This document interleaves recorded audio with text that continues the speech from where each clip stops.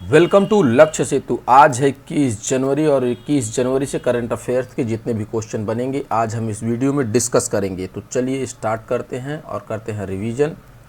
तो भारत के किस क्षेत्र में हाल ही में गेगनोफिश वाल्मीकि नामक एक दुर्लभ भूमिगत उभयचर प्रजाति की खोज की गई है? तो इसका आंसर हो जाएगा पश्चिमी घाट।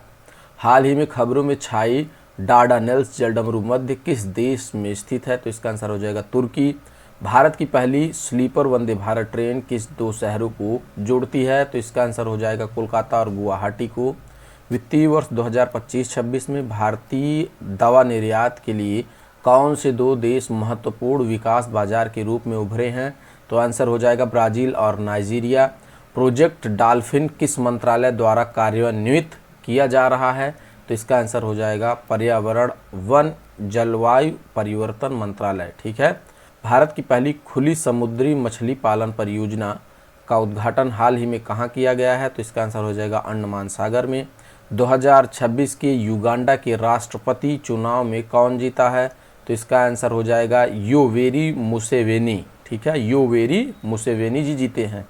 हाल ही में चर्चा में रहा मायोन ज्वालामुखी किस देश में स्थित है जहां तूफान नोकेन के कारण लहार का खतरा उत्पन्न हो गया है? तो इसका आंसर है फिलीपींस। हाल ही में किस भारतीय मुक्केबाज को एशियाई मुक्केबाजी परिषद का सदस्य नियुक्त किया गया है? तो आंसर हो जाएगा विजेंद्र सिंह को। और हाल ही में भारतीय रेलवे का सर्वोच्च पुरस्कार प्राप्त करने वाली आरपीएफ अधिकारी चंदना सिन्हा को उनके किस कार्य के लिए सम्मानित किया गया है? तो इसका आंसर हो जाएगा बाल तस्करी रोकने और बच्चों के बचाव के लिए ये सम्मान इन्हें प्राप्त हुआ। हाल ही में आईसीआईसीआई बैंक के बोर्ड ने किसे 2028 तक के लिए बैंक के प्रबंध निदेशक एमडी और मुख्य कार्यकारी अधिकारी सीईओ के रूप में पुनः नियुक्त करने में मंजूरी दी है? तो इसका आंसर हो जाएगा संदीप बख्शी जी। ठीक है, कौन? संदीप बख्शी जी। त्रिपुरा की आधिकारिक भाषा के सम्मान में प्रतिवर्ष कोक बोरोक दिवस कब मनाया जाता है? तो इसका आंसर हो जाएगा 19 जनवरी। ठीक है, तो ये तो था आपका रिवीजन। और वीडियो आप लोगों को अच्छी लग रही हो तो वीडियो को लाइक शेयर एंड सब्सक्राइब जरूर करें और वीडियो को कंप्लीट देखें। ठीक है, तो आगे बढ़ते हैं। हाल ही में नई दिल्ली में आधिकारिक तौर पर रिस्पॉन्सिबल नेशंस इंडेक्स का शुभारंभ किसने किया? तो इसका आंसर हो जाएगा रामनाथ कोविंद जी। ठीक है, भारत के पूर्व राष्ट्रपति रामनाथ कोविंद ने 19 जनवरी 2026 को नई दिल्ली के डॉक्टर अंबेडकर इंटरनेशनल सेंटर में इसका अनावरण किया है। ठीक है, इसे वर्ल्ड इंटेलेक्चुअल फाउंडेशन ने जेएनयू और आईआईएम मुंबई के सहयोग से विकसित किया है। इस सूचकांक में भारत को 16वां स्थान प्राप्त हुआ है। सिंगापुर पहले स्थान पर रहा, उसके बाद स्विट्जरलैंड दूसरे और डेनमार्क तीसरे स्थान पर है। ठीक है, इसका उद्देश्य क्या है? रिस्पॉन्सिबल नेशंस इंडेक्स का उद्देश्य क्या है? देशों का मूल्यांकन उनकी सैन्य या आर्थिक शक्ति के बजाय उनके दायित्व जैसे नागरिक कल्याण, पर्यावरण और वैश्विक सहयोग के आधार पर करना है। ठीक है, तो नेक्स्ट क्वेश्चन है, केंद्र सरकार द्वारा हाल ही में अधिसूचित भारत की पहली टेलिंग्स नीति का मुख्य उद्देश्य क्या है? तो इसका मुख्य उद्देश्य है खनन अपशिष्ट से महत्वपूर्ण और रणनीतिक खनिजों की पुनर्प्राप्ति। ठीक है, यह भारत की पहली नीति है जो विशेष रूप से टेलिंग्स खनन के बाद बचा हुआ अपशिष्ट और द्वितीय स्रोतों से खनिजों के निष्कर्षण पर केंद्रित है। ठीक है, इसका उद्देश्य क्या है? लिथियम, कोबाल्ट जैसे महत्वपूर्ण खनिजों के लिए आयात पर निर्भरता कम करना और चक्रीय अर्थव्यवस्था को बढ़ावा देना है। ठीक है, जनवरी 2026 में किस देश के राष्ट्रपति ने द्विपक्षीय रणनीतिक सहयोग को विस्तार देने के लिए भारत की आधिकारिक यात्रा की?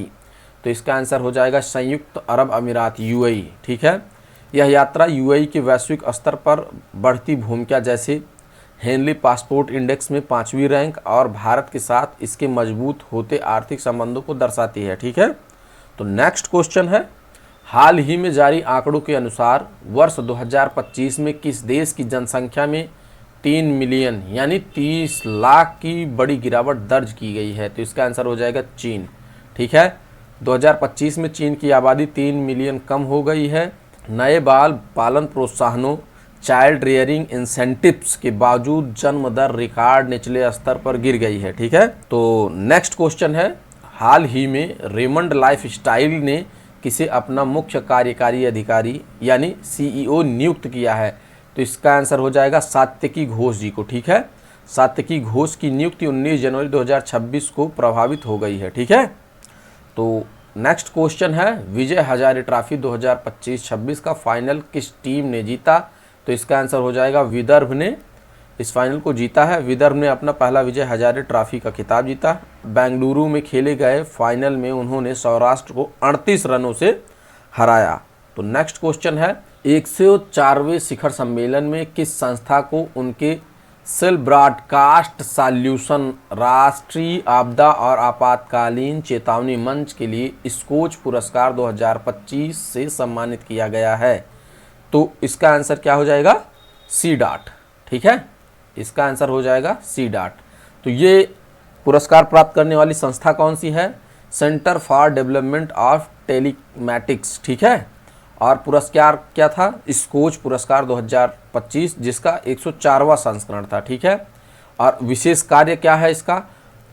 आपदाओं के दौरान लोगों को तुरंत चेतावनी भेजने के लिए विकसित सेल ब्रॉडकास्ट अलर्ट सिस्टम है। ठीक है, और उपयोगिता क्या है इसकी CDOT की? यह तकनीकी बिना इंटरनेट या नेटवर्क्स कनेक्शन के भी प्रभावित क्षेत्र के सभी मोबाइल फ़ोन पर एक साथ अलर्ट संदेश भेजने में सक्षम है। ठीक है, तो नेक्स्ट क्वेश्चन है 11वें अजंता एलोरा अंतर्राष्ट्रीय फिल्म महोत्सव में किसे प्रतिष्ठित पद्मपाणि पुरस्कार से सम्मानित किया जाएगा? तो इसका आंसर है इलैयाराजा। इसका आंसर है इलैयाराजा। ठीक है, ये सब सारी चीज़ें आप लोग इसका डिस्क्रिप्शन पढ़ लेंगे। ठीक है, भारतीय सिनेमा में उनके अतुलनीय योगदान के लिए यह पुरस्कार दिया जा रहा है। ठीक है, यह सम्मान महाराष्ट्र के छत्रपति संभाजी नगर में आयोजित होने वाले महोत्सव के उद्घाटन समारोह 28 जनवरी 2026 में दिया जाएगा। ठीक है, बाकी चीज़ें आप ध्यान देंगे। और इसका स्वरूप क्या है? तो इसमें पद्मपाणि स्मृति चिन्ह है। ठीक है, प्रशस्ति पत्र है और 2 लाख रुपए की नगद राशि भी शामिल है। ठीक है, चयन समिति क्या है? इस समिति में आशुतोष गोवारीकर और सुनील सुकथनकर जैसे दिग्गज शामिल हैं। और पिछले प्राप्तकर्ता कौन थे? जावेद अख्तर और साई परांजपे और ओमपुरी। तो चलिए आगे बढ़ते हैं। हाल ही में खबरों में छाए गिलियन बैरे सिंड्रोम को किस प्रकार के रोग के रूप में वर्गीकृत किया गया है? तो इसका आंसर है स्वप्रतिरक्षित तंत्रिका संबंधी विकार है। ठीक है, यह मध्य प्रदेश के नीमच जिले में गिलियन बैरे सिंड्रोम का प्रकोप सामने आया है, जिसमें मानसा कस्बे के 2 लोगों की मौत हो गई है। ठीक है, गिलियन बैरे सिंड्रोम एक दुर्लभ तंत्रिका संबंधी विकार है जिसमें शरीर की प्रतिरक्षा प्रणाली परिधीय तंत्रिका तंत्र पर हमला करती है। ठीक है, और परिधीय तंत्रिका तंत्र मस्तिष्क और रीढ़ की हड्डी के बाहर स्थित नसों का वह जाल है जो गति, दर्द और संवेदनाओं को नियंत्रित करता है। चूँकि प्रतिरक्षा प्रणाली ही इस क्षति का कारण बनती है, इसलिए यह एक स्वप्रतिरक्षित रोग है जिसे तीव्र सूजन संबंधी डिमाइलिनेटिंग पॉलीरेडिकुलोन्यूरोपैथी भी कहा जाता है। ठीक है, तो नेक्स्ट क्वेश्चन है जो कि आज का क्वेश्चन है, भारत में केसर की खेती के लिए सबसे प्रसिद्ध करेवा मिट्टी मुख्य रूप से कहाँ पाई जाती है? इसका आंसर आप लोग हमें कमेंट बॉक्स में देंगे। और वीडियो अगर अच्छी लग रही हो तो वीडियो को लाइक शेयर सब्सक्राइब जरूर करेंगे। तो चलिए बढ़ते हैं कल के प्रश्न की तरफ, जो कि हमने कल आपको वीडियो में पूछा था। हाल ही में खबरों में छाई जड़ मुरझाने की बीमारी किस कारक के कारण होती है? तो इसका आंसर हो जाएगा जीवाणु।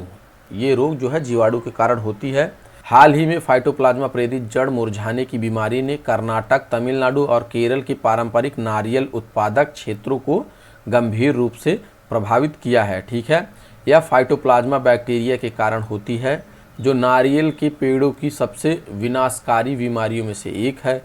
इसकी पहचान सबसे पहले 150 वर्ष से भी पहले केरल के एराटुपेटा में हुई थी। इसे गैर घातक बीमारी के रूप में वर्गीकृत किया गया है और यह बीमारी जो है पेड़ों को नष्ट नहीं करती है लेकिन उनकी उत्पादकता को काफ़ी कम कर देती है। ठीक है, यह कीटों हवा के प्रवाह और लगातार नारियल के बागानों के माध्यम से फैलती है। ठीक है, रेतीली दोमट और जलोढ़ मिट्टी में इसका प्रसार तेजी से होता है और अनियमित तापमान और सफ़ेद मक्खी कीटों से यह और भी बिगड़ जाता है। ठीक है, तो thanks for watching, please subscribe.